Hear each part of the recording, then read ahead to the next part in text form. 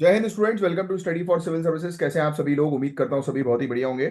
So guys, आज है 18 फरवरी 2025 और आज के करंट अफेयर्स को हम लोग कवर करने वाले हैं। आप में से जो भी स्टूडेंट्स यूपीपीसीएस, यूपीएससी, बीपीएससी या किसी भी स्टेट पीएससी की तैयारी कर रहे हैं, तो लेक्चर को एंड तक जरूर जो है वो सुनिएगा और अपने साथ पेन और पेपर लेकर जरूर बैठिएगा, क्योंकि जो भी टॉपिक्स मैं आपके कवर अप कराऊंगा उससे रिलेटेड मैं आपके नोट्स बनवाऊंगा।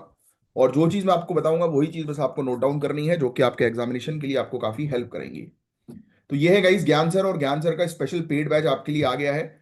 और UPPCS, BPSC, UKPSC, RO BEO, UP triple SC examination की आप तैयारी करना चाह रहे हैं बिल्कुल जीरो से लेकर सिलेक्शन तक की, तो पेड कोर्स को जरूर ज्वाइन कर लीजिए ये दिए गए नंबर पर कांटेक्ट करके। इवन आप हरियाणा, राजस्थान या छत्तीसगढ़ से भी बिलोंग करते हैं तो भी आपके लिए कोर्सेज अवेलेबल है। तो फटाफट कोर्सेज को ज्वाइन करिए और नीचे डिस्क्रिप्शन पर हमारी टेलीग्राम की लिंक्स दी हुई होंगी, उनको जरूर फॉलो कर लीजिएगा, क्योंकि लेक्चर से रिलेटेड अपडेट्स वहां पर आपको प्रोवाइड किए जाते हैं। अच्छा, इसके अलावा ये टॉपिक्स हैं आज के जिनको हम लोग एक एक करके डिटेल में कवर करने वाले हैं। प्लस टॉपिक को कवर करने से पहले मैं आप लोग को बताना चाहूंगा कि आप लोग के कमेंट्स क्या आए हैं। तो श्रेया ने बढ़िया आंसर्स दिए हैं, ईशा ठाकुर ने आंसर्स दिए हैं, प्रीति मिश्रा ने आंसर्स दिए हैं, वेरी गुड। गोल्डी ने आंसर दिए हैं। ऋषभ ने पूछा है कि सर करंट अफेयर्स को याद कैसे रखें। ऋषभ, सिर्फ जो मैं आपको नोट्स दे रहा हूं उसको मल्टीपल टाइम रिवाइज करो और रेगुलरली फॉलो करो। याद करने वाली कोई चीज ही नहीं है करंट अफेयर्स के अंदर, सिर्फ आप फोकस के साथ सुनोगे तो चीजें आपको समझ में आने लगेंगी। अब ये आपका एकेडमिक्स नहीं है, यानी कि ट्वेल्थ क्लास आपकी कंप्लीट हो चुकी है, ग्रेजुएशन अगर आप कर रहे होंगे आपका कंप्लीट हो चुका होगा, तो आपको पता है कि चीजों को जो है वो कैसे एनालाइज करना है। करंट अफेयर्स कुछ नहीं है भाई, करंट अफेयर्स मतलब आपको अपडेट रखनी है सिर्फ दुनियादारी की, और मल्टीपल टाइम फैक्ट्स को रिवाइज करोगे तो ऑटोमेटिकली चीजें याद हो जाएंगी। आपको टेंशन लेने की जरूरत नहीं है। और देखो, मेरी कोशिश हमेशा ये रहती है कि मैं लेक्चर के दौरान ही आपको चीजों को याद भी करवाऊं। और काफी सारे टॉपिक्स कई बार रिपीट होते हैं, जैसे कि आप यहाँ पर पहला टॉपिक देख रहे हो, आर्टिक क्षेत्र में रैपिड वार्मिंग वाला टॉपिक है। ये आपको ये टॉपिक हर 2-3 महीने में एक बार देखने को मिलेगा, क्योंकि क्लाइमेट चेंज की वजह से आर्टिक क्षेत्र में जो है वो ग्लेशियर्स मेल्ट होते जा रहे हैं। इसका तो बेसिक आइडिया आपको पता ही है, राइट? तो ऐसी जब चीजें आती है ना तो वो बार बार रिपीट होती है, तो हमें याद रहती है। हमारे पास मेंस में लिखने के लिए उससे रिलेटेड पॉइंट्स होते हैं, प्रीलिम से रिलेटेड फैक्ट्स होते हैं कुछ। हाँ, कुछ ऐसे फैक्ट्स होते हैं जैसे कि कोई लोकेशन हुई, कोई ईयर हुआ, कोई थीम हुई। तो इसको याद करने का सिंपल सा तरीका है यार, संडे वाले दिन जो है वो रिवाइज करना शुरू करो। क्योंकि जो रिवीजन करेगा सिविल सर्विसेज का गेम उसके लिए रहेगा, और जो कंसिस्टेंट रहेगा वो इस गेम को जीत पाएगा। ठीक है, आई होप कि आपको समझ में आ गया होगा कि अब आपको करना क्या है। तो बहुत बढ़िया, सभी लोगों ने आंसर लिखा है। आयुषी ने भी आंसर लिखा है, बहुत बढ़िया। ऐसे ही आप कमेंट, पायल भारती ने आंसर लिखा है। ऐसे ही आप अभिषेक मिश्रा कमेंट्स करते जाइए, आंसर्स लिखते जाइए। Deepanshi, very good, fantastic. Kajal Bharti, Ayush Gupta, बहुत बढ़िया। तो ऐसे ही कंटिन्यू जो है वो रखिए। समीर भटनागर, है ना? और कोई भी किसी को कोई भी प्रॉब्लम आती है तो प्लीज आप कमेंट बॉक्स पे जो है वो लिख सकते हैं। मैं नेक्स्ट लेक्चर में जो है वो आपकी प्रॉब्लम्स जो है वो रिजॉल्व करूंगा। किसी प्रकार का कोई भी इशू आ रहा है आपको पढ़ने में या कोई भी, तो यू कैन जस्ट कमेंट करो, मैं उसका आंसर जो है वो दूंगा। चलो, अब विदाउट वेस्टिंग एनी टाइम, हमारा पहला जो टॉपिक है बड़ा इजी सा टॉपिक है, पहला वाला। तो पहले टॉपिक की तरफ अगर हम आगे देखेंगे तो इसमें जो है आप जो है वो देख सकते हो कि पहले टॉपिक के अंदर मैं आपको पीडीएफ दिखा देता हूँ। पेन और पेपर लेकर जो है बैठो। जीएस पेपर 1 ज्योग्राफी के पॉइंट ऑफ व्यू से काफी इंपॉर्टेंट टॉपिक है, और जो भी चीज बताऊंगा वो चीज आपको नोट डाउन करनी है। अभी सिर्फ ध्यान से सुनो, कॉन्सेप्ट को हम लोग थोड़ा सा समझने की कोशिश करेंगे। तो आर्टिक क्षेत्र, आपको पता है कि मैप में आर्टिक रीजन कहां पर है, राइट राइट? तो यहां पर बहुत तेजी से गर्मी जो है वो बढ़ती जा रही है ना, जिसको हम लोग आर्टिक एम्प्लीफिकेशन कहते हैं। क्या कहते हैं? Arctic amplification. ये चीज लिख लो आप, आर्टिक एम्प्लीफिकेशन। आर्टिक एम्प्लीफिकेशन ये लिखेंगे आप। अच्छा, ये एक ऐसा फिनोमेना है जिसमें आर्टिक का टेम्परेचर ग्लोबल एवरेज से ज्यादा रेट पे इंक्रीज हो रहा है। तो जब भी अगर टर्म आए कि आर्टिक एम्प्लीफिकेशन क्या है, तो आपको क्लियर पता होना चाहिए कि टेम्परेचर लेवल वैश्विक स्तर के मामले में जो है वो यहां पर ज्यादा तेजी से जब बढ़ रहा है, तो उसको हम बोलेंगे आर्टिक एम्प्लीफिकेशन। बोलते ना एम्प्लीफाई करना, बढ़ाना किसी चीज को। तो आर्टिक क्षेत्र का टेम्परेचर जब ग्लोबल एवरेज से ज्यादा बढ़ रहा है तो उसको आर्टिक एम्प्लीफिकेशन कहेंगे। देखो कितना सिंपल सी चीज याद हो गई, है ना? अब इसमें याद ही क्या करना, हमने वर्ड को तोड़ दिया। आर्टिक मतलब आर्टिक क्षेत्र की बात हो रही है, एम्प्लीफिकेशन यानी कि वहां पर कुछ चीज ज्यादा हो रही है। तो आपको पता ही है भाई कि आज की डेट में क्लाइमेट चेंज, जलवायु परिवर्तन के चलते जो है वो टेम्परेचर इंक्रीज हो रहा है, बस। समझ नहीं गया इसमें? ये ग्लोबल वार्मिंग का एक क्रिटिकल और अलार्मिंग इफेक्ट है जो दुनिया के क्लाइमेट को अफेक्ट कर रहा है। अच्छा, आर्टिक में गर्मी जो है वो क्यों बढ़ रही है, क्या कारण है आर्टिक के अंदर टेम्परेचर बढ़ने का, तो आप सभी जानते हैं यार। इसमें लिखने की हमें क्या आवश्यकता है, ग्रीन हाउस गैस। हम जानते हैं कि कार्बन डाइऑक्साइड, मीथेन और दूसरी ग्रीन हाउस गैस एटमॉस्फेयर में हम रिलीज कर रहे हैं, जो हीट को ट्रैप करती है और जो आर्टिक को ज्यादा इफेक्ट करती है। इसमें एक होता है अल्बीडो इफेक्ट। अब आप सभी जानते हैं कि आर्टिक क्षेत्र जो है वो घिरा हुआ है किससे, स्नो से और आइस से, है ना। आइस मतलब व्हाइट कलर है वहां पर, जो सनलाइट को रिफ्लेक्ट करता है। लेकिन जब ये आइस मेल्ट होती है तो डार्क ओशियन सरफेस एक्सपोज होता है, जो सनलाइट को एब्जॉर्ब करता है। इससे और ज्यादा गर्मी होती है। तो देखो, अब आपको एक फिनोमिना पता लग गया कि आर्टिक क्षेत्र में गर्मी होने के पीछे कारण क्या है। देखो, हम वो वाला कारण तो नहीं लिखेंगे, क्लाइमेट चेंज वाला, ग्लोबल वार्मिंग वाला, हम सभी जानते हैं, है ना। हम ये लिखेंगे कि हो क्या रहा है। जो जनरली अल्बीडो इफेक्ट जो होता है, लिख लो आप। अल्बीडो इफेक्ट जो है वो रिड्यूस हो गया है। अल्बीडो इफेक्ट क्या है, क्या मुझे एक्सप्लेन करना है फिर से, नहीं। आप सभी जानते हैं एल्बीडो इफेक्ट मतलब ये वो इफेक्ट होता है जिसमें स्नो से सनलाइट रिफ्लेक्ट बैक हो जाती है। भाई, स्नो या आइस के ऊपर सनलाइट पड़ी, सूर्य की किरण पड़ी, वापस चली गई, मतलब कि अब गर्मी नहीं होगी। बट आप सभी को पता है ग्लोबल वार्मिंग ने इस आइस को किया है मेल्ट। और जब ये आइस मेल्ट हुई है तब पानी और जमीन जो है वो दिखने लगी है। और पानी और जमीन क्या करती है, ये हीट को एब्जॉर्ब करती है।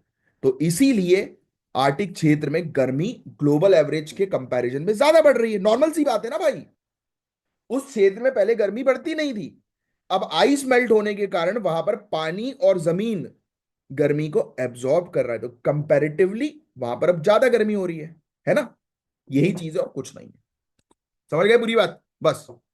अब आर्टिक वार्मिंग का एक पार्ट नेचुरल फ्लक्चुएशन भी हो सकती है, मतलब हम लोग को देखने को मिल रहा है। लेकिन ह्यूमन एक्टिविटीज ने इसको एक्सेलरेट किया है। देखो, जनरली आर्टिक वार्मिंग जो है वो नेचुरल भी हो सकती है, बट हमने इसको जो है वो गति दे दी है, तेज कर दिया है इस पूरे अफेक्ट को, राइट।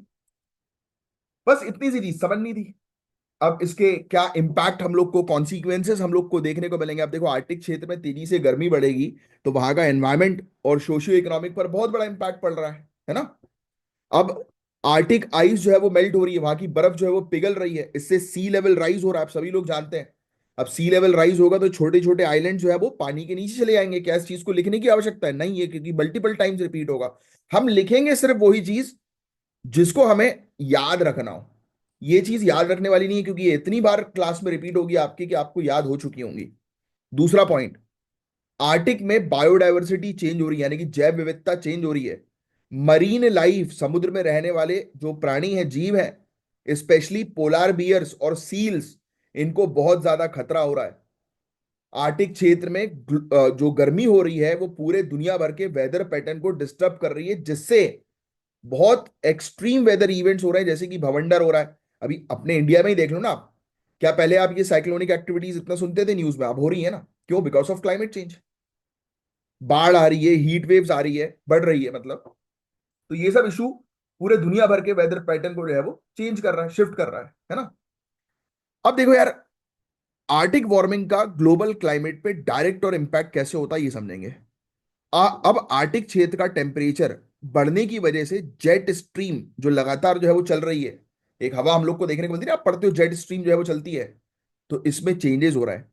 और यही चेंजेस जो है वो पूरे दुनिया भर के पैटर्न को अफेक्ट करते हैं, जो मॉनसून पैटर्न, बारिश को, ड्रॉट को इन्फ्लुएंस करता है ना।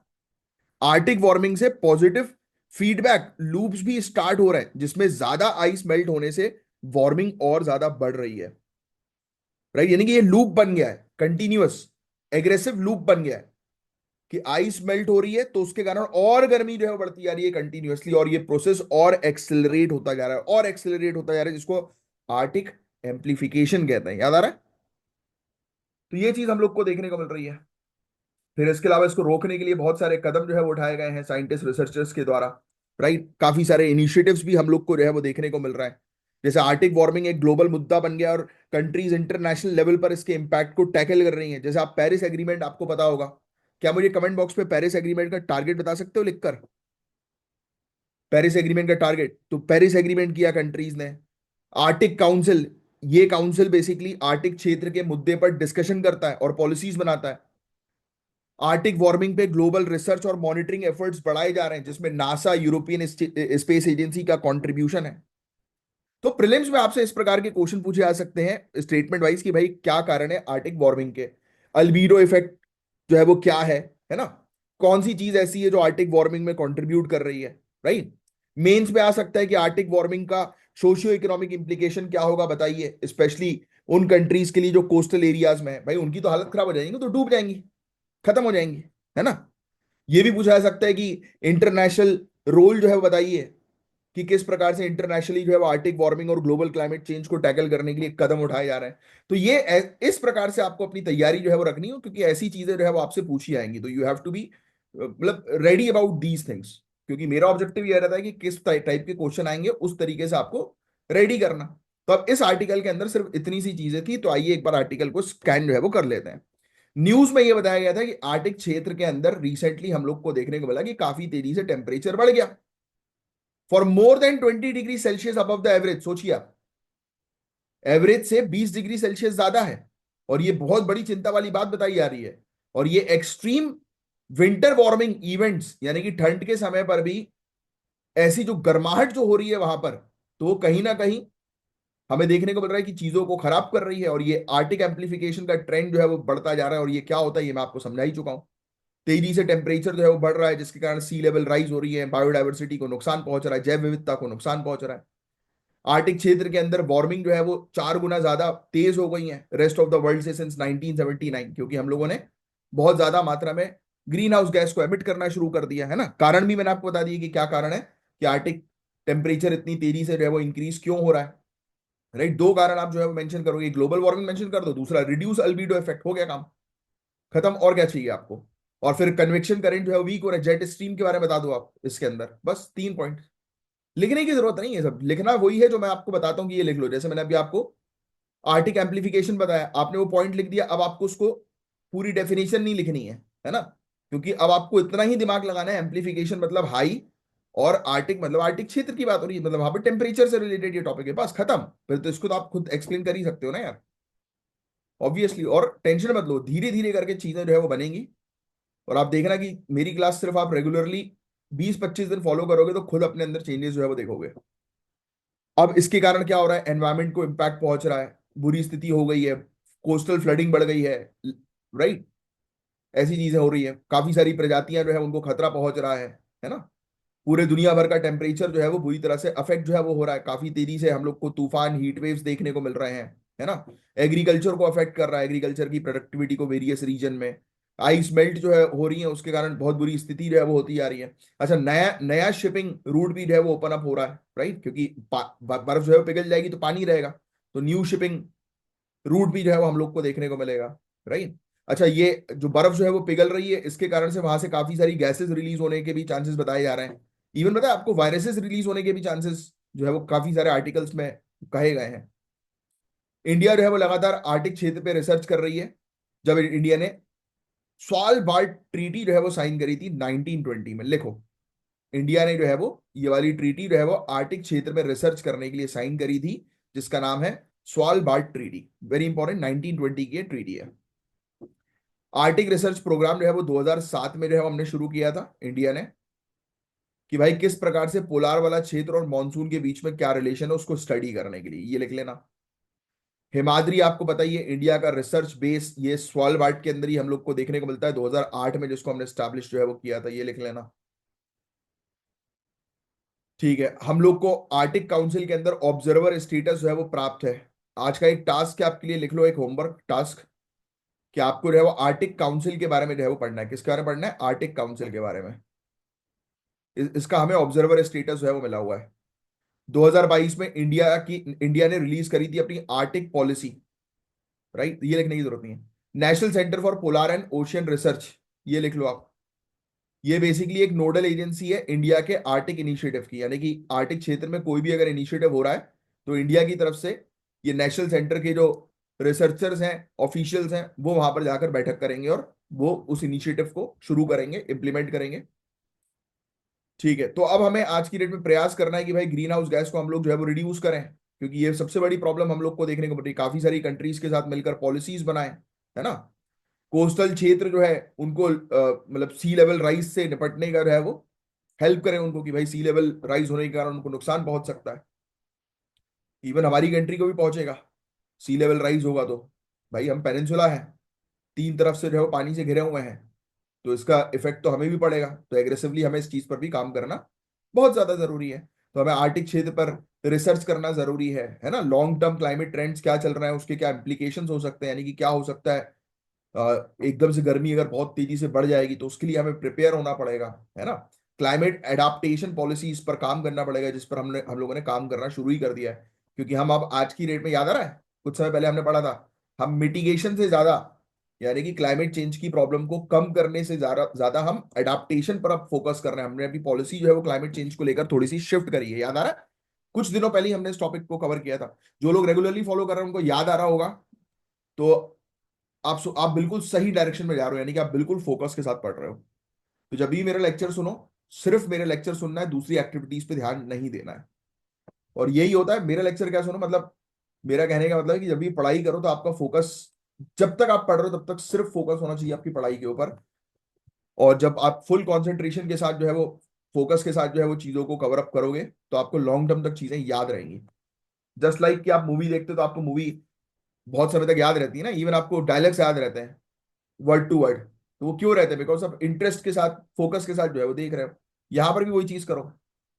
पढ़ाई की तरह मत लो इस चीज को, देखो सीखने की तरह लो चीजों को। जब सीखने की तरह लोगे तो चीजों को भूलोगे नहीं। पढ़ाई की तरह पढ़ोगे तो एक बर्डन लगेगा, क्योंकि हमें बचपन से ही सिखाया गया कि पढ़ाई बहुत टफ होती है। हमें ये नहीं सिखाया गया, हमारे दिमाग को ये नहीं फीड किया गया कि भाई हमें कुछ सीखने को मिल रहा है, राइट। ये फीड किया गया कि अरे यार ये तो बर्डन है साला, इसको तो निकाल, पढ़ के एग्जाम निकालना पड़ेगा, पास करना पड़ेगा। ये सोचो ना कि you are learning something new, है ना। आप अपनी पर्सनालिटी बिल्डअप कर रहे हो, ऐसी थिंकिंग रखोगे तो चीजों को याद करना आपके लिए बड़ा आसान होगा।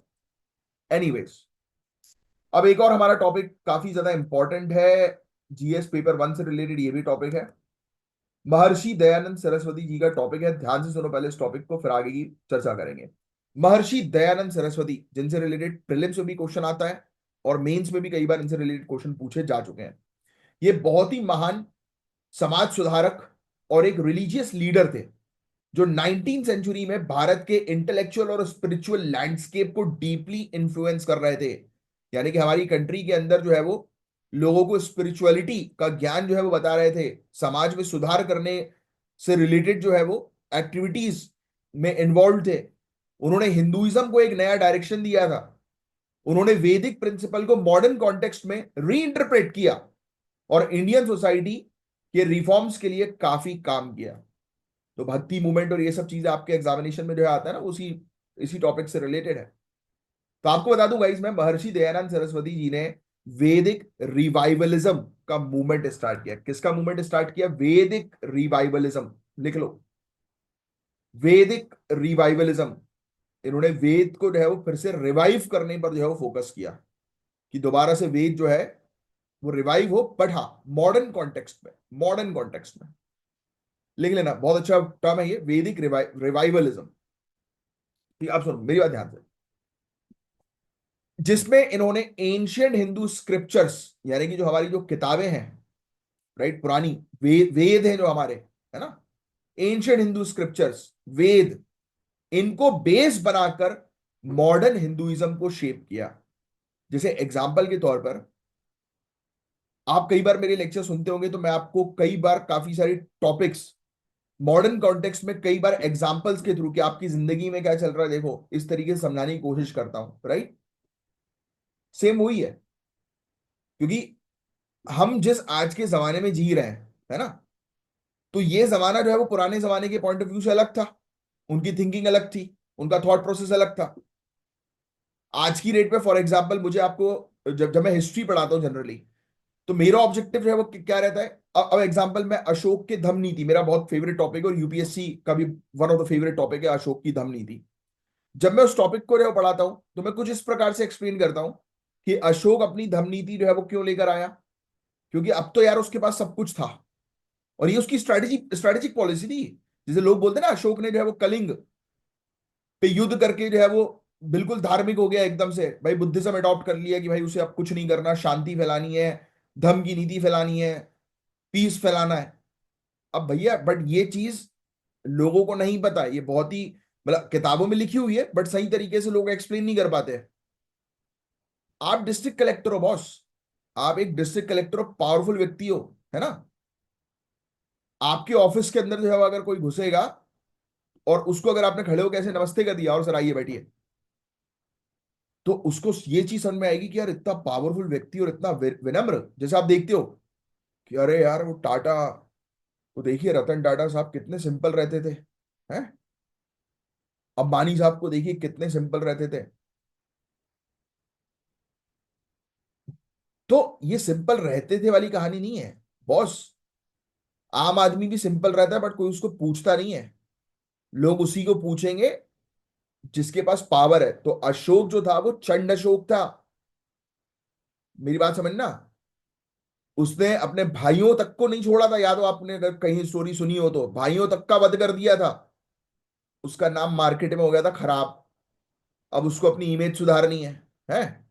तो जब उसको अपनी इमेज सुधारनी है तो वो क्या करेगा, तो कहीं ना कहीं से पीसफुल नीति अपनाएगा।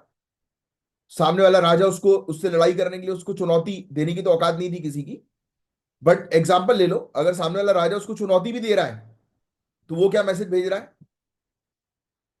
उसके वो बुला रहा है उस राजा को मिलने के लिए कि आओ चलो अपन बैठते हैं, आओ मेरे घर। अब राजा उसके घर गया, उसने देखा AK-47 में बॉडीगार्ड्स खड़े हुए हैं। बात समझना, लाइन से। और वहीं अशोक जो है वो हाथ जोड़कर बोला आइए पधारिए बैठिए। अच्छा आपको मेरी गद्दी चाहिए, कि आपको मेरी गद्दी से प्रेम है, आइए बैठ जाइए मेरी गद्दी में। थूकी हुई चीज कोई नहीं चाटता, है ना, थूक के कोई नहीं चाटता। मतलब वो वाली कहानी आपने सुनी होगी, एक टर्म जो है वो सुना होगा, है ना, भीख में कोई कुछ नहीं लेता। अब एक राजा है जो लड़ने आ रहा है, साम्राज्य को जीतने आ रहा है, उसको अगर आप बोल दोगे अरे तुम यार आ जाओ मेरी कुर्सी में बैठ जाओ यार, ले लो छोड़ो जाओ, तो जमाने में हिस्ट्री में जो है वो यहीं पर ही अशोक बड़ा बन जाएगा। और जिसने वो चीज हथिया ली उसको लोग थूकेंगे कि साले भीख भीख में लेके आ गया तू ये चीजें। तो अशोक ये स्ट्रेटेजी जानता था।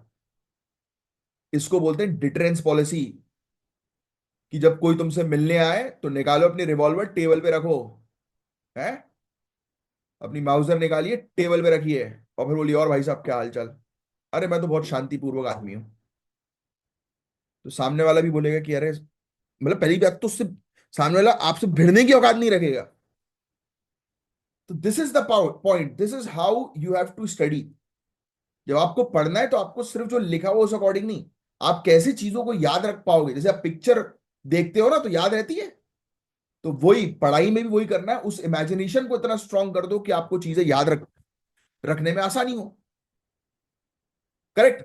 समझ रहे हो आप? अब ये मैं आपको एक तरीका बता रहा था कि पढ़ते कैसे हैं। अब इस बीच हो सकता है काफी सारे स्टूडेंट बोलेंगे अरे यार सर आप चीजें ज्यादा बताते हो। देखो यार मेरा काम है वो, है ना, मेरा काम है आपको बताना कि आपको पढ़ना कैसे है। और ये सब पॉइंट्स जो है ये इन्हीं से रिलेटिव ही मैंने चीजें आपको बताई है। अभी इन बातों बातों में मैंने आपको सिखा दिया अशोक की धम नीति की स्ट्रेटेजी क्या थी। तो कहीं ना कहीं आपको नॉलेज तो मिला ना। अब सुनो, अब आगे बढ़ते हैं। तो आपने एक चीज क्या देखी कि भाई इनका काम था दयानंद सरस्वती जी का, कि वेद जो है पुराने लोगों को लग रहा है बोरिंग है यार, इसके अंदर तो बहुत सारी चीजें ऐसी हैं कि जो तो मतलब रिस्ट्रिक्शन है बहुत सारे, लोगों को सुनने नहीं दिया जा रहा वेद, राइट, जो छोटी जात के लोग हैं, मंदिर के अंदर एंटर नहीं करने दिया जा रहा। अब क्या हो रहा था, ये वो पीरियड था जिस समय हिंदुइज्म हिंदुइज्म की फॉलोइंग कम हो रही थी। तो महर्षि दयानंद सरस्वती जी जैसे लोग जो थे, महान लोग, इन लोगों ने इनके फॉलोअर्स को बढ़ाने के लिए नई एक्टिविटी करना शुरू किया, नए तरीके से लोगों को चीजें दिखाना शुरू करी कि देखो भाई वेद ये है एक्चुअली में, जो तुम सोच रहे थे ना वो नहीं है, ये है। तो लोग थोड़े फिर अट्रैक्ट हुए। This is what these guys were doing. समझे आप बात को? अब यहां पर फैक्ट्स आपको समझना है थोड़ा सा। अब आप समझ चुके हो, एक चीज आपके दिमाग में बैठ गई है कि महर्षि दयानंद सरस्वती जी का जब भी नाम आएगा, मुझे एक चीज पता है कि उन्होंने वेद को जो है वो मॉडर्न कंटेक्स्ट में जो है वो रीशेप करने का काम किया, यानी कि वेद को रिवाइव करने का काम किया। तो वैदिक रिवाइवलिज्म और आर्य समाज, 1875 लिख लो, 1875, ये सब चीजों की बाद में बात करेंगे हम लोग। 1875 आर्य समाज की जो है वो इनके द्वारा शुरुआत जो है वो की गई। आर्य समाज की शुरुआत की गई 1875। वेरी इंपॉर्टेंट पॉइंट जो अक्सर एग्जामिनेशन में जो है वो पूछा जाता है कि आर्य समाज की शुरुआत किसने करी? दयानंद सरस्वती, 1875। जो एक सोशल और रिलीजियस रिफॉर्मिस्ट ऑर्गेनाइजेशन थी, जिसका मेन ऑब्जेक्टिव था हिंदू सोसाइटी को ट्रेडिशनल रिचुअल और सुपरस्टिशन से दूर करना और वैदिक टीचिंग्स को रिवाइव करना। कि जो सोसाइटी में चला गया ना, कर्म कांड ये वो ऐसा वैसा, इनने बोला नहीं नहीं, सिंपल चीज रखते हैं अपन। राइट, ये सब चीजें किसी को करने की जरूरत नहीं, क्योंकि एवरीवन नोस कि हिंदुइज्म से लोग जो है वो पीछे हट रहे थे because of the rigid practice of Hinduism. Hinduism के अंदर इतनी रिजिड प्रैक्टिस थी, इतनी कड़क प्रैक्टिस थी कि लोग उससे दूर भाग रहे थे। तो इन्होंने बोला कि नहीं, अब हम सिंप्लीफाई करेंगे लोगों के लिए, चीजों को आसान भाषा में लोगों को समझाएंगे, वेद। तो ये काम था आर्य समाज का। इन्होंने मूर्ति पूजा, ये बहुत इंपॉर्टेंट पॉइंट बता रहा हूं मैं आपको, मूर्ति पूजा, जाति के आधार आधार पर भेदभाव और अंधी भक्ति जो होती है ना, उसको इन्होंने रिजेक्ट किया। उनका मानना था कि वेद में ही सभी सल्यूशन है और उनको प्रॉपरली समझने की जरूरत है। लोग वेद को नहीं समझ रहे हैं, इसलिए उसका मीनिंग मार्केट में गलत जा रहा है, उसका मैसेज मार्केट में गलत जा रहा है। तो इन्होंने वेद को बेस बनाकर एक रिलीजियस रिफॉर्म किया। फिर महर्षि दयानंद सरस्वती जी ने समाज के अंदर भी काफी सारे सुधार जो है वो किए, सोशल रिफॉर्म्स जो है वो किए। ये भी बहुत इंपॉर्टेंट है।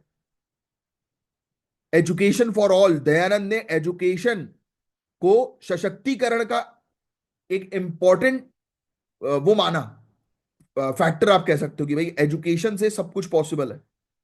और उन्होंने जेंडर इक्वलिटी, कि मेल और फीमेल इक्वल हैं, समाज में सभी लोग इक्वल हैं, ये सभी चीज उन्होंने अपनी टीचिंग में इंक्लूड करी।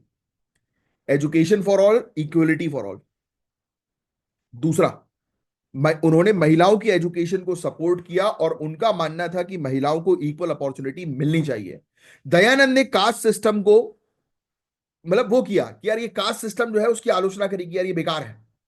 उनका मानना था कि वैदिक हिंदुइज्म में सब लोगों को बराबर का अधिकार मिला था, और कास्ट डिस्क्रिमिनेशन को इन्होंने एबॉलिश करने पर काम किया, खत्म करने पर काम किया। तो ये चीजें थी इनकी। इसके अलावा इतना ही नहीं भाई, नेशनल मूवमेंट की अगर हम बात करें, ये भी एक इंपॉर्टेंट फैक्ट है। दयानंद सरस्वती जी ने नेशनलिज्म और पेट्रियोटिज्म यानी कि देश के लिए भी अपनी टीचिंग्स में बात करी है। उन्होंने हिंदू यूनिटी पर ज्यादा फोकस दिया और इंडियन कल्चर और ट्रेडिशन की इंपॉर्टेंस को समझाया। दयानंद ने ब्रिटिश कॉलोनियलिज्म के अगेंस्ट अपनी आवाज उठाई और उन्होंने अपने फॉलोअर्स को स्वदेशी प्रोडक्ट्स और आइडियाज को प्रमोट करने के लिए एनकरेज किया। वेरी इंपॉर्टेंट पॉइंट, स्वदेशी, जो स्वराज जो है ना, सेल्फ रूल, ये पहली बार हमें देखने को मिला कि इन्हीं के द्वारा जो है वो ये चीज लाई गई थी, जिससे तिलक, राय, गांधी, ये इन्फ्लुएंस हुए थे। जनरली हम जब भी स्वराज की बात करते हैं दिमाग में सिर्फ गांधी आता है, यस, बट नहीं। Dayanand Saraswati ji, he was the first person जिन्होंने कॉलोनियल रूल के अगेंस्ट स्वराज की बात करी थी। ये काफी सारे लोगों को नहीं पता और यही आपसे प्रीलिम्स में खेला खेला जाएगा, लिख लो। First to coin the term swaraj, ऐसा लिख लो कि पहले व्यक्ति थे जिन्होंने स्वराज, स्वशासन, सेल्फ रूल का आह्वान किया 1876 में। सोचिए आप, विजनरी थे ये, आप इसमें लिख सकते हैं मेंस के आंसर में, विजनरी थे, दूर की सोचने वाले, दूरदर्शी। एजुकेशन और लैंग्वेज में भी इनका काफी कंट्रीब्यूशन जो है वो हमेशा से जो है वो रहा है। राइट, जैसे कि संस्कृत को कोर लैंग्वेज के तौर पर इन्होंने बोला। दयानंद ने संस्कृत को वैदिक नॉलेज की अंडरस्टैंडिंग का कोर लैंग्वेज बनाया, याद रखिएगा। संस्कृत लैंग्वेज को प्रमोट करते थे उन्होंने, इस लैंग्वेज की स्टडी को ज्यादा एक्सेसिबल बनाने का काम किया। उन्होंने कई स्कूल्स और इंस्टीट्यूशंस का फाउंडेशन रखा जिसमें आर्य समाज के इन्फ्लुएंस में एजुकेशनल रिफॉर्म्स और प्रैक्टिकल नॉलेज का इंटीग्रेशन था। अच्छा, बाय द वे, जो भी स्टूडेंट्स यूपीएससी की तैयारी कर रहे हैं, यूपीएससी का की आज लास्ट डेट है, शाम में 6 बजे तक फॉर्म भरने की, भर लेना। और काफी सारे स्टूडेंट्स का मेरे पास जो मैसेज आया था कि वो फॉर्म, उनकी वेबसाइट खुल नहीं रही है। तो बेटा, गलत वेबसाइट ओपन कर रहे हो, upsconline.gov.in खोलना, upsconline.gov.in। क्योंकि क्या हो रहा है कि गूगल पे डायरेक्टली अगर यूपीएससी अप्लाई ऑनलाइन डाल दोगे ना तो वो गलत वेबसाइट ओपन हो रही है, तो वो खुलती नहीं है, लोड नहीं होती। तो UPSC online.gov.in जो है वो कर लेना, या फिर अपने नियरेस्ट किसी कैफे चले जाओ, प्रोफेशनल से करवा लो। आज शाम में 6 बजे से पहले जिसने नहीं किया है करवा लेना भाई, 18 तारीख शाम में 6 बजे से पहले। बस यही था गाइस इस टॉपिक के अंदर। महर्षि दयानंद सरस्वती जी का इम्पैक्ट उनकी लाइफ टाइम तक लिमिटेड नहीं रहा, उन्होंने फ्यूचर लीडर्स को भी इन्फ्लुएंस किया। लाला लाजपत राय एक बहुत ही important freedom fighter, Mahatma Gandhi, Swami Vivekananda ji ने दयानंद के आइडियाज को अपने मिशन में इंटीग्रेट किया था, सोचिए आप। Very important personality. तो आर्य समाज से रिलेटेड क्वेश्चन आते हैं, महर्षि दयानंद सरस्वती जी के सोशल रिफॉर्म से रिलेटेड क्वेश्चन आते हैं। बहुत इंपॉर्टेंट टॉपिक है, बहुत इंपॉर्टेंट। चलो एक बार स्कैन कर लेते हैं। अच्छा, हेड ऑफ गवर्नमेंट कौन होते हैं भैया? हेड ऑफ गवर्नमेंट कौन होते हैं और हेड ऑफ स्टेट कौन होते हैं, नीचे कमेंट बॉक्स पे लिख कर बताओ। बहुत इजी क्वेश्चन, जिसने पॉलिटी स्टार्ट कर दी होगी तो उसको इसका आंसर पता होगा। महर्षि दयानंद सरस्वती जी, इनकी 201st बर्थ एनिवर्सरी मनाई गई 12 फरवरी 2025 को, लिख लेना।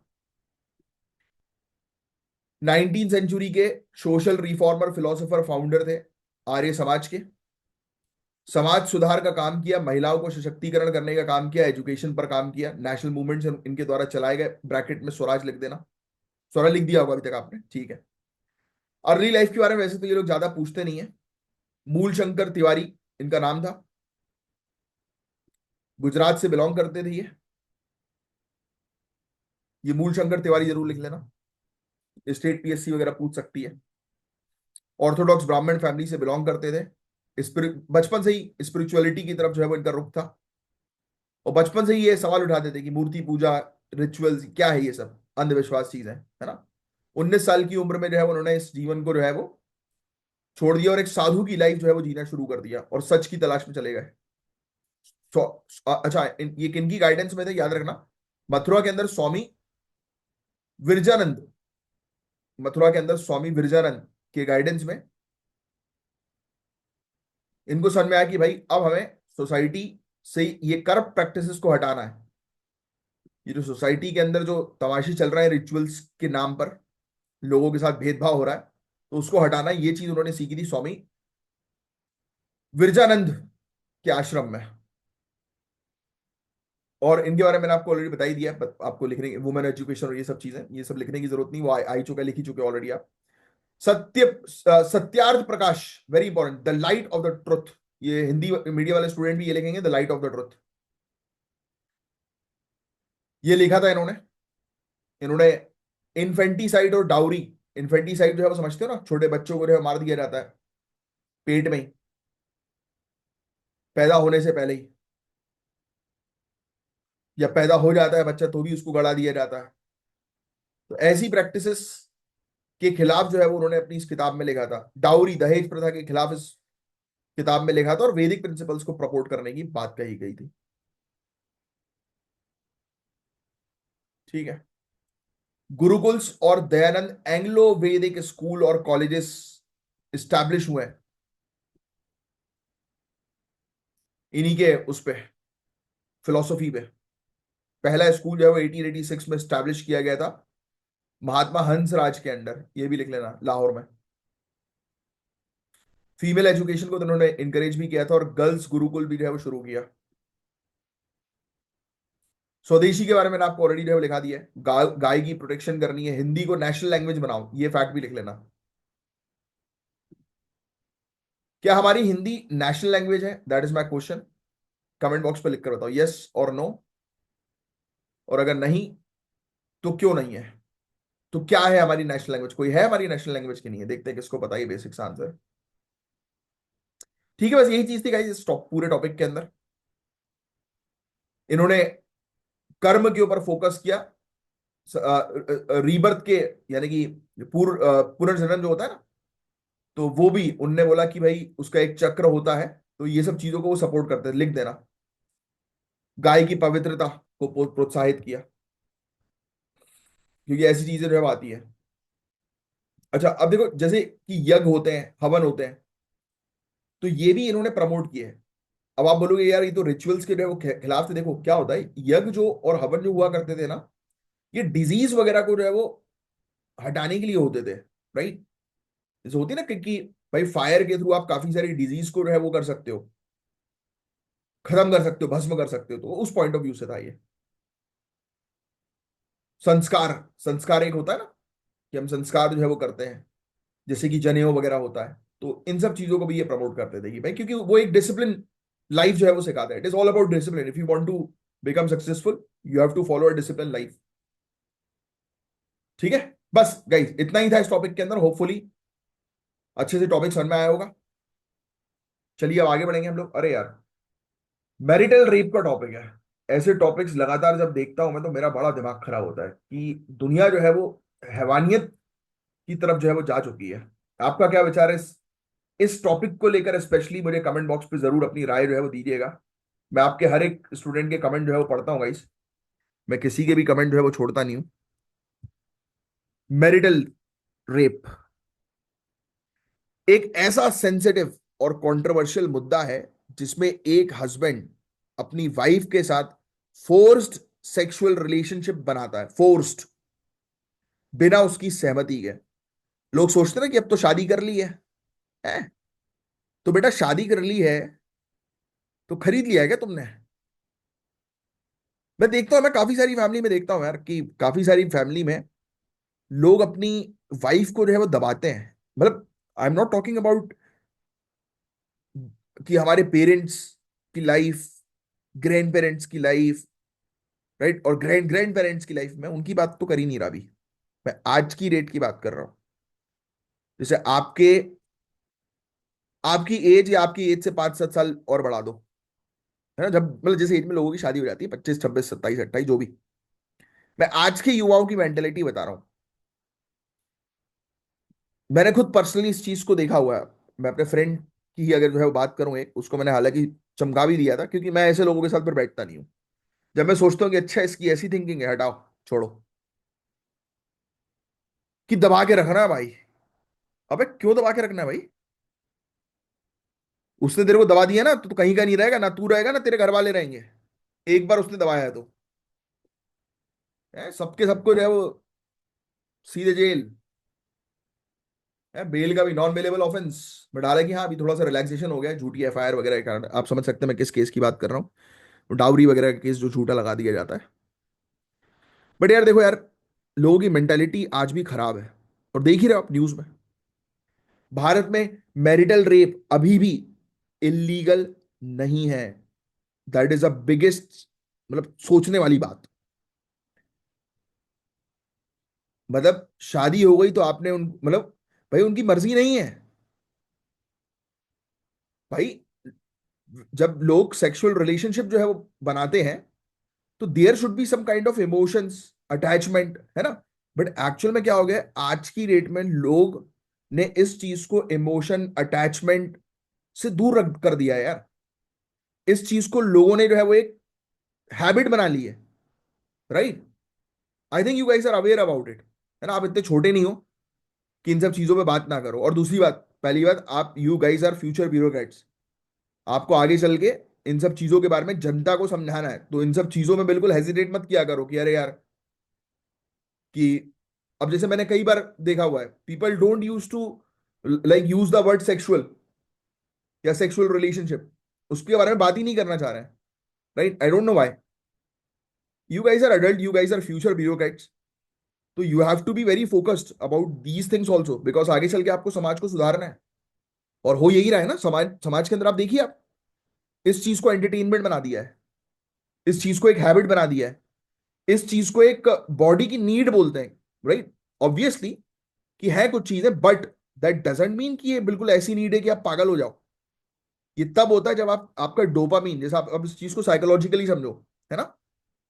लोगों ने क्या कर दिया है कि लोग अब जैसे शराब पीने वाला व्यक्ति है, जो शराब पीता है, फॉर एग्जाम्पल आपने देखा होगा काफी सारे जो शराबी होते हैं वो रोज की एक एक बॉटल निपटा देते हैं, वो बिल्कुल सही खड़े रहेंगे, राइट, उनको कुछ नहीं होगा। और वहीं दूसरा व्यक्ति एक पैक पी रहा है, उसकी हालत खराब हो जा रही है। The reason being is that जो व्यक्ति एक बॉटल पी रहा है, मतलब दैट मीन्स कि उसने अपने डोपामीन लेवल को इतना हाई कर दिया है कि उसको थोड़े से डोपामीन में मजा नहीं आ रहा। और ये बहुत नेगेटिव साइन है भाई। इसी कारण लोग डिप्रेशन में जाते हैं, इसी कारण लोगों की हेल्थ खराब हो जाती है। आप देखो आज की डेट में यूथ इस मामले में स्वामी प्रेमानंद जी ने इतने अच्छे अच्छे मतलब बातें कही हैं, आप सुनिएगा कभी उनके, आपने सुने भी होंगे, कि लोग जो है वो अपनी जिंदगी खराब कर रहे हैं मास्टरबेशन के चक्कर में राइट नाउ। और यही रीजन बनता है कि ये इस प्रकार के केसेस आगे चल के बढ़ते हैं, कि शादी हो गई, अब उसने मास्टरबेशन कर करके जो है वो अपने आप को जो है वो इतना हैबिचुअल जो है वो बना लिया है कि शादी के बाद जो उनकी वाइफ है, उनकी पार्टनर है, if she is not ready, but then to that guy is forcing, वो बंदा फोर्स कर रहा है। तो इज इट फेयर? महिला जो हो रही है वो बता भी नहीं पा रही किसी को, चलो ठीक है निकल के मामला सामने भी आ गया, तो लोग ये बोलते हैं चलो बीवी तो हो ना यार, अब बीवी हो तो एसेट थोड़ी ना हो भाई, किसी की प्रॉपर्टी थोड़ी ना हो। और इसमें तो महिलाओं को कदम उठाना चाहिए यार, और ऐसे व्यक्तियों के साथ रहना ही नहीं चाहिए कि जिनका दिमाग जो है वो ऊपर नहीं है नीचे है। ऐसे लोग बड़े डेंजरस होते हैं सोसाइटी के लिए। एनीवेज चलो, तो इस टॉपिक को समझना जरूरी है क्योंकि ये डायरेक्टली महिलाओं के अधिकार, जेंडर इक्वलिटी और ह्यूमन राइट से रिलेटेड है। आइए मैरिटल रेप की डेफिनेशन। अब देखो ये सब टॉपिक्स आपको एग्जामिनेशन में लिखना है, तो आपको प्रॉपर डेफिनेशन पता होनी चाहिए, ऐसे सिंपल डेफिनेशन से काम नहीं बनेगा। It refers to force, sex और sexual assault within marriage, ये लिखेंगे आप। वैवाहिक बलात्कार का तात्पर्य विवाह के भीतर जबरन यौन संबंध या यौन उत्पीड़न से है। तो ये है इसकी सिंपल डेफिनेशन। मैरिटल रेप तब होता है जब एक मैरिड मैन अपनी वाइफ के साथ सेक्स करे बिना उनके कंसेंट के, और वाइफ को उस सिचुएशन में फोर्स किया जाता है। इंडियन लॉ में जनरली ये मान लिया गया है कि मैरिज के बाद वाइफ को अपने हस्बैंड की सेक्सुअल डिमांड्स को एक्सेप्ट करना पड़ता है, जो मैरिटल रेप के कंसेंट को कॉम्प्लेक्स बना देता है। सोचिए इंडिया के अंदर मैरिटल रेप को एज अ क्राइम रिकॉग्नाइज नहीं किया जा रहा है, that is the biggest issue. तो अब आपको समझ में आ गया इशू क्या है। तो क्या होगा इसका सोल्यूशन, इसको क्राइम घोषित करो। अरे लड़कियां मेंटली टॉर्चर हो जाती है यार इस चीज के चक्कर में। कई केसेस देखे हैं मैंने कि सामने वाला जो है वो ड्रिंक करके जो है वो आया, वाइफ को परेशान कर रहा है। मैंने खुद देखा है, मेरे काफी मतलब एक आध दोस्त और थे, काफी नहीं ज्यादा, ऐसे लोगों के साथ बैठता नहीं हूँ। एक और था, मतलब वो उसका ये केस इससे रिलेटेड नहीं था, उसका केस था टाइम ना देने से रिलेटेड।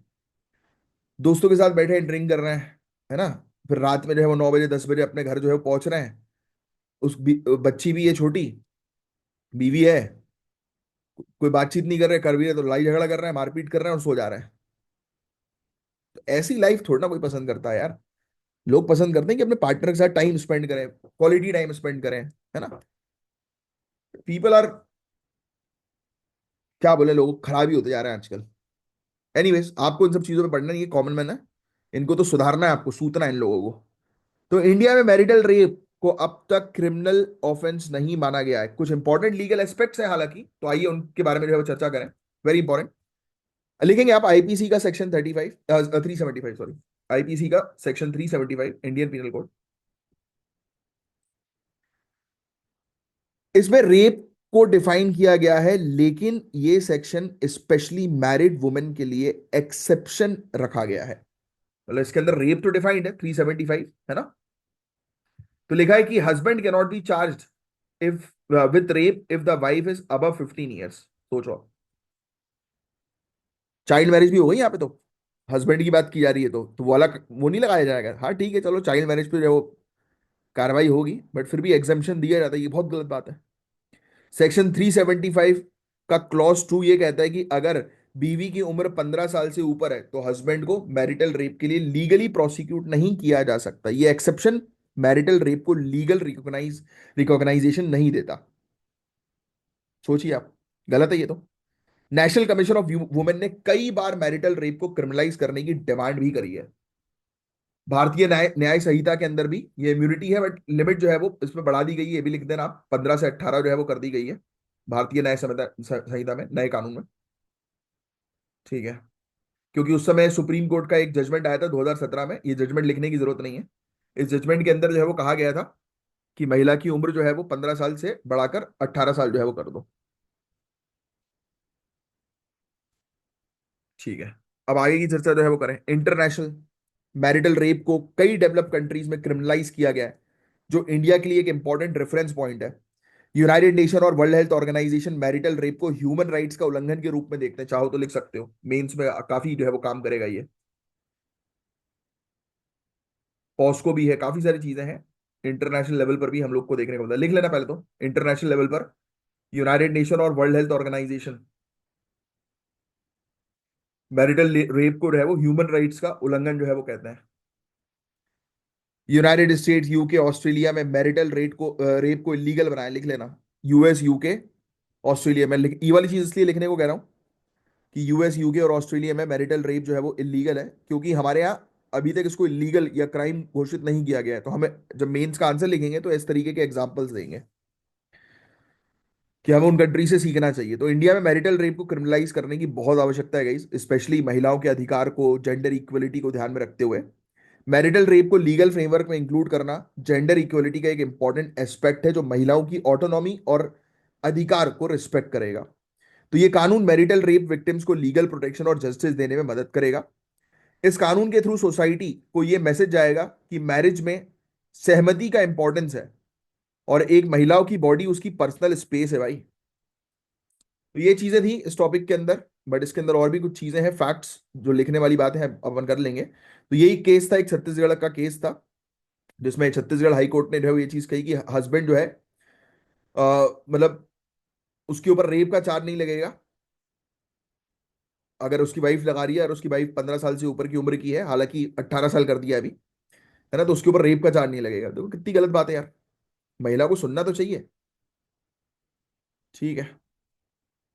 सुप्रीम कोर्ट जो है वो करेंटली पेटिशन जो है वो सुन रही है कि इसको क्रिमिनलाइज किया जाए कि नहीं किया जाए, बट जल्दी कर देना चाहिए अब तो। एक कानून डोमेस्टिक वायलेंस एक्ट का भी लिख लो, जहां पर आपने ये कानून लिखे हैं IPC, BNS, domestic violence act लिख लो आप। तो इसके अंदर थोड़ी सी रेमेडीज वगैरह जो है वो दी जाती है, बट इसमें रेप के तौर पर जो है कंसिडर चीजें नहीं की जाती। ठीक है। सुप्रीम कोर्ट ने जो है वो स्ट्रक डाउन कर दिया था एक्सेप्शन 2 2017 में, सेक्शन 375 आईपीसी का, जिन वाइफ्स की उम्र जो है वो 15 से 18 ईयर्स की है, और कहा कि माइनर के साथ, यानी कि जो 18 साल की उम्र से नीचे की हैं, तो वो रेप माना जो है वो जाएगा अगर उनके साथ जो है वो सेक्सुअल रिलेशनशिप क्रिएट होता है तो बिना उनके कंसेंट के। आर्टिकल 14 का भी उल्लंघन है, 15 का भी, ऐसी चीजें ऑनरेबल सुप्रीम कोर्ट ने की। पॉस्को के बारे में तो आपको ऑलरेडी पता है, पहले भी हम लोग कवर अप जो है वो कर चुके हैं। छोटे बच्चों को प्रोटेक्ट करने से रिलेटेड ये कानून हम लोग को देखने को मिलता है। नवतेज सिंह जौहर वर्सेस यूनियन ऑफ इंडिया का केस था 2018 का, इसमें भी 377 को स्ट्रक डाउन किया गया था। लिख लेना आप, ये चीज तो इंपॉर्टेंट है। 377 के बारे में पता ही है ना आपको, सेम सेक्स रिलेशनशिप जो क्रिमिनलाइज था उसको डीक्रिमिनलाइज जो है वो कर दिया, होमोसेक्सुअलिटी को। 2023 में बॉम्बे हाई कोर्ट ने ये बताया कि consensual sex with minor wife constitutes rape. भले ही आप माइनर वाइफ के साथ जो है वो उनके कंसेंट के थ्रू भी अगर सेक्सुअल रिलेशनशिप जो है बना रहे हो, तो वो एक रेप कहलाया जाएगा। यानी कि 18 साल से कम की उम्र में आपने किसी के साथ भी, यानी कि अगर आपने रिलेशनशिप जो है वो क्रिएट किया है, तो वो एज अ रेप के तौर पर कंसिडर किया जा सकता है। 2024 में मध्य प्रदेश हाईकोर्ट ने ये कहा कि unnatural sex with a wife is not rape and that her consent is legally irrelevant. कितनी गलत बात है। पत्नी के साथ अप्राकृतिक यौन संबंध बलात्कार नहीं है। इस पर भाई ध्यान देने की आज की डेट में बहुत ज्यादा आवश्यकता है। मिनिस्ट्री ऑफ होम अफेयर्स वो बोलते हैं ना कि नो मीन्स नो। ये जो कहा गया है पिक्चरों में कि लड़कियों की नाम ही हाँ है, ये बहुत गलत मैसेज दिया गया है, जिससे लोगों का दिमाग जो है वो खराब किया गया है। कॉमन मैन का, आप लोग का नहीं, you guys are mentally very strong. Ministry of Home Affairs ने भी जो है वो ये कहा है कि while a husband can not violate his wife consent, defining it as rape would be excessively harsh. यानी कि आप रेप मत बोलो भाई, बलात्कार मत बोलो, क्योंकि बलात्कार बहुत ज्यादा हो जाएगा। होना ही चाहिए भाई ज्यादा, जब तक ये चीज ज्यादा नहीं होगी तब तक लोगों के समझ में नहीं आएंगी। और लोग कैसे इतने इनसेंसिटिव हो सकते हैं, मुझे तो ये समझ में नहीं आ रहा है यार। वो इसीलिए पता है क्योंकि मैंने आपको बताया ना स्टार्टिंग में कि इसको सिर्फ इमोशंस के तौर पर अपने लोग नहीं देख रहे, इसको एक हैबिट के तौर पर लोगों ने जो है वो देख लिया है कि हाँ भाई, उनको जो है वो एक रिलैक्सेशन जो है वो चाहिए, और वो उनको जो है वो उसको उन्होंने हैबिट जो है वो बना लिया है। और ये सब चीजें हुई हैं बिकॉज ऑफ मूवीज और ऐसी चीजों की वजह से लोगों का दिमाग जो है वो गलत चीजों में ज्यादा चला गया है। एनीवेज, देखो, ये चीज बड़ी इंपॉर्टेंट है यहां पर मेंस में लिखने के लिए। क्यों इसको क्रिमिनलाइज बना दो, अपराध बना दो? क्यों बनाए? पहली चीज तो हर एक इंडिविजुअल के पास राइट टू रिफ्यूज का ऑप्शन है, ऑब्वियसली इंक्लूडिंग सेक्स, मैरिज के दौरान। तो एक व्यक्ति की खुद की ऑटोनॉमी है ना भाई, वो खुद अपनी इच्छा से सब चीज करे, तो ये उसका उल्लंघन है। अब कानून के समक्ष सभी लोग इक्वल हैं, तो यहां पर हस्बैंड जो है वो ऑब्वियस सी बात है, उसको वाइफ के समान जो है वो माना नहीं जा रहा। फिर ऑनरेबल सुप्रीम कोर्ट ने रिकॉग्नाइज किया कि मैरिटल रेप जो है वो माइनर्स के लिए है ना, तो मेजर के लिए भी करो भाई। फिर पॉस्को कानून के तहत भी इसको क्रिमिनलाइज किया गया है। तो ऑब्वियस सी बात है कि जब ये सब ऑलरेडी है, तो ये बेस है कि इसको क्रिमिनलाइज बना दिया जाए। अब सुनो आर्ग्यूमेंट, देखते आओ। ये मैरिज के लिए खतरा है, अरे होना ही चाहिए भाई। खतरा क्या, पहली फुर्सत में लड़की को निकल जाना चाहिए कि हट, रहनी नहीं है इस आदमी के साथ। है वो आज मेरे साथ जो है वो ऐसी चीज जो है वो कर रहा है, तो बच्चों को क्या सिखाएगा? समझ रहे हो? फिर तो ये तो मैं नहीं मानता भाई, थ्रेट टू मैरिज। बट क्या होता है, लड़कियां सेंसिटिव होती है ना, वो बेचारी सोचती हैं कि यार मेरे पेरेंट्स को क्या लगेगा, सोसाइटी को क्या लगेगा, तो औरतें बहुत ज्यादा सोचती हैं, इसलिए कई बार सहती रहती हैं। फिर डोमेस्टिक वायलेंस एक्ट ऑलरेडी जो है वो महिलाओं को सेक्सुअल अब्यूज के अगेंस्ट प्रोटेक्शन प्रोवाइड करा ही रहा है, तो क्यों अलग से उसको रेप की कैटेगरी में रखना, ऐसा ये कहा जा रहा है। फिर हाँ, डिवोर्स के केस में, कस्टडी के केस में गलत आरोप लगा ही रह सकते हैं, क्योंकि ऑब्वियस ही बात है भाई कि कमरे के अंदर क्या हुआ यू नेवर नो, कुछ भी हो सकता है। इस पॉइंट ऑफ व्यू से भी आपको चीजें देखना है, तो इसको तो मैं एग्री करता हूँ। ट्रेडिशनल व्यूज जो है वो मैरिज के मेक्स लीगल चेंजेस कॉम्प्लेक्स, तो ऑब्वियस ही बात है वो कल्चर के पॉइंट ऑफ व्यू से चीजें थोड़ी सी गड़बड़ा जाएंगी, खराब हो जाएंगी। गवर्नमेंट जो है वो गवर्नमेंट ने ये कहा है कि legislature not the judiciary should decide the matter, कि ऑब्वियस ही बात है कि कानून बनाने का काम जो है वो पार्लियामेंट का है। यस, बट जुडिशियल रिव्यू भी तो कोई चीज है जो आप पढ़ चुके हो, जुडिशियल एक्टिविज्म, जुडिशियल रिव्यू। ये मैंने आपको ऑलरेडी लिखवाई दिया है कौन सी कंट्रीज के अंदर, काफी सारी कंट्रीज के अंदर मैरिटल रेप जो है वो क्रिमिनलाइज किया गया है। मैंने आपके कुछ ऑप्शंस भी दे दिए थे, यूके, यूएस, ऑस्ट्रेलिया, है ना, बस दो तीन ऑप्शन याद रखो बस। मैं ज्यादा लिखवाता हूँ इसलिए नहीं हूँ क्योंकि ज्यादा इंपॉर्टेंट नहीं होता। जया जेटली कमेटी, कमेटी का नाम लिख लो, जया जेटली कमेटी। 18 साल से 21 साल की उम्र बढ़ाने का रिकमेंडेशन दिया था मैरिज के लिए, जिससे कि फोर्स सेक्स का रिस्क जो है वो रिड्यूस है। अब ये मुझे समझ नहीं है कि कैसे फोर्स सेक्स का रिस्क जो है वो रिड्यूस होगा, यानी कि 21 साल के ऊपर फोर्स सेक्स नहीं होगा क्या? उसके ऊपर भी तो हो सकता है और होता ही है। ठीक है, मैरिटल रेप इम्यूनिटी रिमूव जो है वो कर दो बीएनएस से, रिकॉग्नाइज करो स्पाउसल कंसेंट, ये भी है। ठीक है, वो सब लिखने की आपको आवश्यकता नहीं, जो चीजें थी वो आपने लिख ली हैं, बस दैट्स इट। तो ये था पूरा वाला टॉपिक, थोड़ा सा लंबा टॉपिक जो है वो चला गया, बट ये सेंसिटिव टॉपिक है। ये मैंने इसलिए लंबा जो है वो टॉपिक किया है क्योंकि आपको काफी सारे पॉइंट्स मिले, आपको चीजें समझ में आए, गंभीरता से जो है आप चीजों को जो है वो देखो, और लिखना किस तरीके से है वो चीज भी समझना बहुत ज्यादा जरूरी है, क्योंकि ऐसे टॉपिक में क्या बोलना है क्या लिखना है, दैट इज वेरी इंपॉर्टेंट। आप सुनना, आज के टाइम में आपको पता है कि गाइस वॉर का नेचर काफी बदल गया है। यस, युद्ध का नेचर काफी बदल गया है। आज की डेट में जो पहले युद्ध होते थे टैंक्स और इन सब चीजों से, तो वो नहीं हो रहा है।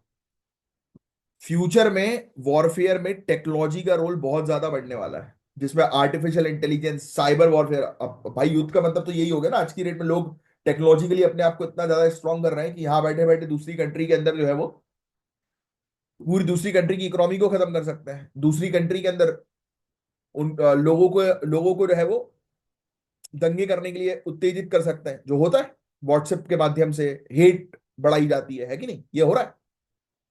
तो साइबर वॉरफेयर ये एक मेजर एलिमेंट बनने वाला है गाइस, बनने वाला क्या, बन चुका है, जिसमें दुश्मन के नेटवर्क, कम्युनिकेशन सिस्टम और इंफ्रास्ट्रक्चर को टारगेट किया जाएगा।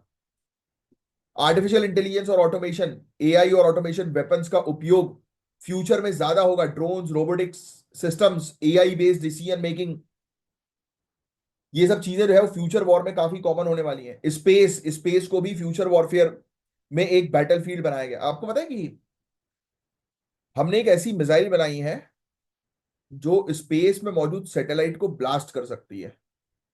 पता है किसी को? हमारे पास ये टेक्नोलॉजी है। अब आप बताएंगे मुझे कि उस मिसाइल का क्या नाम है। वेरी इंपॉर्टेंट, फायर पुष्पा है। एक हिंट दिया है मैंने आपको, बाकी कमेंट बॉक्स में लिखकर बताना। चलो, तो अब ये वॉर का एक मिक्स्ड अप्रोच होगा जिसमें conventional, irregular, cyber, psychological warfare का कॉम्बिनेशन होगा। यानी कि ऐसा नहीं है कि हम लोग जो है वो लड़ाई जो है वो नहीं लड़ेंगे, यानी कि तो बंदूक ये सब जो हम खरीद रहे हैं इससे उससे भी लड़ाई लड़ी जाएगी, बट एक मिक्स्ड अप्रोच जो है वो ली जाएगी। जो चीज जो इस टॉपिक के अंदर मेनली जो है वो बताया यार। अब इस टॉपिक से रिलेटेड लिखने की आज की डेट में आवश्यकता नहीं है आपको। इंडियन आर्म फोर्सेस को मॉडर्नाइज करना बहुत ज्यादा जरूरी भी है, आप जानते ही हैं। तो इंडिया अपनी डिफेंस कैपेबिलिटीज को मॉडर्नाइज कर भी रही है ना। इंडिया ने अपने साइबर सिक्योरिटी मेजर्स को मजबूत किया है। I4C आपको जो है वो पता होगा। यहाँ पे आते हैं अपन, पहले ही पढ़ा चुका ना आपको I4C के बारे में। ये देखो इंडिया की, ये डिफेंस से रिलेटेड बहुत बढ़िया टॉपिक है। ये साइबर सिक्योरिटी को जो है वो स्ट्रेंथन करने से रिलेटेड, बस इतना ही था ये टॉपिक। I4C नहीं गया मेंशन होगा। कहाँ पे थे अपन? हाँ, लिख लो Aero India 2025। Aero India 2025। CDS, CDS ने कहा है, सीडीएस ने कहा है कि इंडियन आर्मी जो है वो उभरते हुए वॉरफेयर ट्रेंड जो है उसको अडॉप्ट करे। यानी कि आज की डेट में जो वॉर का ट्रेंड है उसको अडॉप्ट करे, इसके बारे में कहा। ये मैंने लिखवाया क्यों आपको, वैसे तो जरूरी नहीं है, पूछेंगे नहीं। ये मैंने इसलिए लिखवाया कि आप मेंस में लिख सके कि आज की डेट में हमारे सीडीएस तक ने जो है वो एक इवेंट के दौरान जो है उस चीज के बारे में बोला है कि हमें टेक्नोलॉजी को जो है इंप्रूव करना है। वॉरफेयर टेक्नोलॉजीज को, नई नई टेक्नोलॉजीज को जो है वो शामिल करना है। राइट। मिलिट्री जो है वो डेवलप करे नए सिद्धांत, नए doctrines, organisation cultures, operational processes, है ना। वॉरफेयर जो है वो अब कॉम्प्लेक्स जो है वो बन गया है, मल्टी डायमेंशनल अप्रोच रखने की आवश्यकता है ना। तो आज की 21वीं सदी का वॉरफेयर आपको पता है कि अब ये लैंड, सी और एयर के बियॉन्ड जा चुका है। अब लड़ाई जमीन पर, हवा पे या समुद्र पे नहीं लड़ी जाती है। आजकल तो लड़ाई जो है वो ऑनलाइन भी लड़ी जाती है। आजकल एक जगह से दूसरी जगह बैठे बैठे बहुत सारे एजेंडा को अंजाम जो है वो दिया जाता है। लोगों का माइंड वॉश करने में ये टेक्नोलॉजी जो है वो बहुत काम कर रही है। यानी कि अलग से टेररिस्ट भेजने की आवश्यकता ही नहीं है। दुश्मन जो है वो यहीं पर ही लोगों के माइंडसेट को जो है वो चेंज करने की कोशिश करता है, जिसको बोलते हैं ना अपन माइंड वॉश। ये हो रहा है आज की डेट में। तो इंडिया कर रही है। इंडिया, इंडियन डिफेंस फोर्सेस को एआई, ड्रोन्स, रोबोटिक सिस्टम पे अब इन्वेस्टमेंट करना पड़ेगा। साइबर क्राइम कोऑर्डिनेशन सेंटर जिसको हम लोग बोलते हैं Indian cyber crime coordination centre, I4C, ऐसे इनिशिएटिव काफी एसेंशियल है, काफी इंपॉर्टेंट है। स्पेस मिशन और सैटेलाइट डिफेंस को स्ट्रेंथन करना जरूरी है। इसरो के रीसेंट इनिशिएटिव है जैसे मिशन शक्ति, फायर द शक्ति। वो पिक्चर थी एक, शक्ति द फायर, उसका मैंने आपको एग्जांपल जो है वो दिया था। इसका करेक्ट आंसर है मिशन शक्ति। तो मैंने आपसे पूछा था ना कि हमारी कौन सी मिसाइल है, तो मिशन शक्ति। तो ये हमारा इनिशिएटिव था बेसिकली। ये दिखाता है कि इंडिया अपने स्पेस बेस्ड कैपेबिलिटी को डेवलप कर रहा है। इंडिया को अपनी इंडिजीनियस टेक्नोलॉजी को ज्यादा फोकस करना पड़ेगा। आत्मनिर्भर भारत तो हम लोग काम करते ही हैं। तो इंडियन आर्म फोर्सेस को मॉडर्नाइज करना बहुत ज्यादा जरूरी है, स्पेशली एडवांस वेपन सिस्टम और टेक्नोलॉजीज के लिए। आर्मी को और फ्लेक्सिबल और रैपिडली डिप्लॉयबल बनाने के लिए इंटीग्रेटेड बैटल ग्रुप्स को इंट्रोड्यूस किया गया। लिख लो इंटीग्रेटेड बैटल ग्रुप्स। काफी सारी कंट्रीज तो ये सब चीजें करी नहीं है। लिखो integrated battle groups, integrated battle groups. ये ग्रुप बताऊं क्या है कि ये इंटीग्रेटेड बैटल ग्रुप जो है ये हेल्प करेगा कि तेजी से हम एक जगह से दूसरी जगह जो है वो जा सकें, कहीं पे लड़ाई होती है तो। इंडिया को अपने मिसाइल डिफेंस सिस्टम को स्ट्रॉन्ग करना होगा। S-400 मिसाइल डिफेंस सिस्टम आपको ऑलरेडी पता है। S-400 की इंडिया की डील जो है वो किसके साथ हुई है, कौन सी कंट्री के साथ, कोई बता सकता है? कमेंट बॉक्स पे लिखकर। बहुत इंपॉर्टेंट, कई बार पढ़ा चुका हूँ। इंडियन नेवी, इंडियन एयरफोर्स को मॉडर्न वॉरशिप, सबमरीन, फाइटर, अभी कुछ पे काफी सारी चीजों के नाम लिखे हुए हैं, अभी लिखने की आपको आवश्यकता नहीं है, इतना इंपॉर्टेंट नहीं, कॉमन चीज है। ठीक है। क्वाड, क्वाड ग्रुप हमने बनाया हुआ है। स्ट्रेटेजिक पार्टनरशिप हम इसराइल और रशिया के साथ करते हैं। राइट। डिफेंस बजट को लिमिटेड रिसोर्सेज में मैनेज करना एक चैलेंज है, जब कॉस्ट जो है वो एडवांस टेक्नोलॉजी की बढ़ रही है उस समय। तो इसको हम लोग को रिसर्च वगैरह के थ्रू मेंटेन करना जरूरी है। तो बस ज्यादा कुछ खास नहीं रहा इस टॉपिक के अंदर, बस इतना ही टॉपिक था ये। अब ये सस्टेनेबल फिशरीज का टॉपिक कितनी बार जो है एग्जामिनेशन में जो है आ चुका है, लिख लो। 14th एशियन फिशरीज एग्जामिनेशन कह रहा हूँ, करंट अफेयर्स में आ चुका है। 14th Asian fisheries and aquaculture forum new Delhi में हुआ है। न्यू दिल्ली में हुआ है।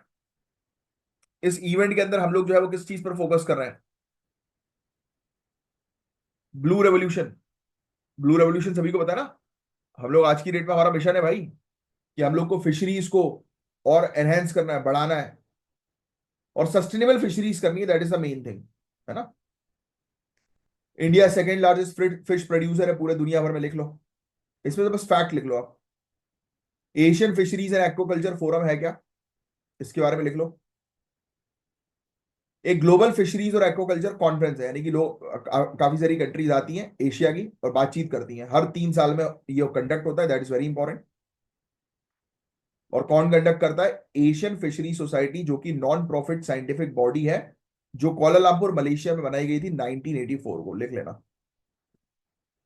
तो इसमें देखो, आपको पता ही है, अब इस प्रकार का फोरम होता है तो काफी सारे साइंटिस्ट आएंगे, रिसर्चर आएंगे, पॉलिसी मेकर आएंगे, इंडस्ट्री लीडर आएंगे, और जो भी फिशरी सेक्टर में प्रॉब्लम्स चल रही हैं उनको डिस्कस करेंगे। नई टेक्नोलॉजीज आई उसके बारे में बात करेंगे, प्रमोट करेंगे नए नए इनोवेशन को, बस। तो इसका 14th एडिशन हम लोग को जो है वो देखने को मिला। ICAR, department of fisheries, government of India और Asian fishery society Indian branch Mangaluru, इनके कोलैबोरेशन के साथ हुआ, लिख लेना। 14th एडिशन जो अभी कंडक्ट हुआ इनके कोलैबोरेशन के साथ हुआ। इंडिया ने होस्ट किया इस इवेंट को दूसरी बार। पहली बार जो है वो इवेंट हुआ था कोची में 2007 में, अभी तो न्यू दिल्ली में हुआ है। थीम लिख लेना आप। थीम जो है वो इसकी है, grinning the blue growth in Asia Pacific. Grinning the blue growth in Asia Pacific. India जो है वो थर्ड लार्जेस्ट फिश प्रोड्यूसर है और सेकंड लार्जेस्ट एक्वाकल्चर नेशन है पूरे दुनिया भर में, चाइना के बाद। ये लिखना चाहो तो लिख लो, बाकी इंपॉर्टेंट नहीं है ये सब कि कितना प्रोडक्शन हुआ, क्या हुआ। मेजर फिश प्रोड्यूसिंग स्टेट तो आपको ऑलरेडी पता ही होनी चाहिए, राइट। कोस्टल स्टेट्स है हमारी। इंडिया की टोटल फिश प्रोडक्शन का 75% से ज्यादा इनलैंड फिशरीज कंट्रीब्यूट करते हैं, यानी कि नदियों से। सिर्फ गवर्नमेंट इनिशिएटिव के नाम लिखोगे आप जो जो ब्लू रेवोल्यूशन में कंट्रीब्यूट कर रहे हैं। प्रधानमंत्री मत्स्य संपदा योजना, FIDA, fisheries and aquaculture infrastructure development fund, किसान क्रेडिट कार्ड तो आपको ऑलरेडी पता ही है। फिशरीज फिश फार्मर्स के लिए भी शुरू हो गया, इस साल के बजट में बताया गया था ना मेरे ख्याल से। फिर marine product export development authority हो गया। फिर नेशनल डिजिटल फिशरीज प्लेटफॉर्म हो गया। आईसीएआर ने जो है वो 75 नई फिशरीज टेक्नोलॉजी जो है वो डेवलप जो है वो करी है, लिखने की जरूरत नहीं। रिसर्च इंस्टीट्यूशंस को एनकरेज किया गया कि वो कृषि विज्ञान केंद्र के साथ जो है वो काम करें, कैपेसिटी बिल्डिंग को एनहेंस करने के लिए। ठीक है, बस इसके अंदर और कुछ नहीं है guys। जितने फैक्ट्स मैंने आपको बोले लिखने के, बस आपको उतने लिखना है, दैट्स इट। अब ये भी फैक्चुअल इंफॉर्मेशन आ गई। इंडिया एनर्जी वीक, लिख लो भाई। इंडिया एनर्जी वीक जो है वो ऑर्गेनाइज किया जाता है। अब एनर्जी की बात हो रही है, मिनिस्ट्री ऑफ पेट्रोलियम और नेचुरल गैस ही आएगी ना, राइट, उन्हीं के अंडर। और इसमें federation of Indian petroleum industry भी शामिल है। ठीक है। अब ऑब्वियसली बात है, ये लिखने की जरूरत नहीं। इंडिया एनर्जी वीक है तो हम एनर्जी सिक्योरिटी के ऊपर काम करेंगे, कार्बन डाइऑक्साइड के एमिशन को कम करने पर बात करेंगे, प्लान्स बनाएंगे, पॉलिसीज बनाएंगे, सस्टेनेबिलिटी पर फोकस होगा। इंडिया एनर्जी वीक 2025 के दौरान बीपीसीएल ने साइन किया एक एमओयू पेट्रोब्रास ब्राजील के साथ क्रूड ऑयल इंपोर्ट के लिए, वाइल इंडियन ऑयल ने जो है वो, इंडियन ऑयल कॉर्पोरेशन ने साइन किया है long term LNG supply deal UAE के साथ। ये लिख लेना भाई। ब्राजील और यूएई के साथ जो है वो हमारे एग्रीमेंट्स भी जो है वो हुए हैं एनर्जी के लिए। ठीक है, तो ये बहुत इंपॉर्टेंट फैक्ट था जो थोड़ा सा ध्यान में रखने वाला है। यूनानी मेडिसिन, यूनानी मेडिसिन इंडिया की है क्या? नहीं, ग्रीस। यूनानी ग्रीस की है। अगर मैं गलत नहीं तो होम्योपैथी शायद जर्मनी की है ना। जर्मनी की मेडिसिन होम्योपैथी। तो यूनानी मेडिसिन जो है वो ओरिजिनेट हुई थी ग्रीस के अंदर, फिर बाद में जाकर अरब और पर्शियन स्कॉलर्स ने इसको जो है वो डेवलप किया है। इंडिया इंडिया की नहीं है, यूनानी, लिख लेना, वेरी इंपॉर्टेंट फैक्ट। ठीक है।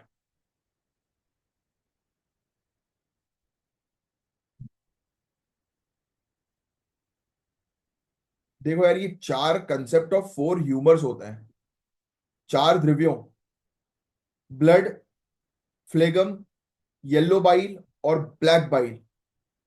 इनको देखकर जो है वो यूनानी में जो है बता दिया जाता है कि किस व्यक्ति की हेल्थ कैसी है, उसको कौन सी बीमारी है। इन चार चीजों को देखकर, ये भी लिख लेना भाई, ये भी इंपॉर्टेंट है। ये चार चीजें, central council for research and यूनानी मेडिसिन, ये एक ऑटोनॉमस बॉडी है मिनिस्ट्री ऑफ आयुष के अंडर। ये भी चाहो तो लिख सकते हो, चाहो तो, वैसे उतना इंपॉर्टेंट नहीं है फिर भी लिख लिख लो। अब नेचुरल गैस बेस्ड इकोनॉमी, जो आज की डेट का बहुत मेजर मुद्दा भी है, कि हमें जल्दी से जल्दी जो है वो इंडिया की एनर्जी सिक्योरिटी की स्ट्रेटजी पर काम करना है। तो हम नेचुरल गैस पे ट्रांजिट करें, एलएनजी हुई, सीएनजी हुई, है ना, या फिर इलेक्ट्रिक व्हीकल्स, ये सब तो एनर्जी सिक्योरिटी के लिए जरूरी है। उससे रिलेटेड ये मेंस का क्वेश्चन है, ट्राई करना है इस क्वेश्चन का जो है आंसर देने की। तो बस गाइस, आज के लिए इतना ही था। होपफुली पूरी चीज जो मैंने आपको पढ़ाई वो अच्छे से समझ में आई होगी। और ज्ञान सर के पेड कोर्स को जरूर जो है वो ज्वाइन करें आप लोग, दिए गए नंबर पर जो है वो कांटेक्ट करके, सीरियसली तैयारी करने के लिए, जीरो से लेकर सिलेक्शन तक की। और मैं अब साइन ऑफ करता हूँ। मेरा नाम है कमलाक्ष झा। मिलेंगे हम लोग नेक्स्ट लेक्चर में, तब तक के लिए bye bye, take care, have a great day. जय हिंद।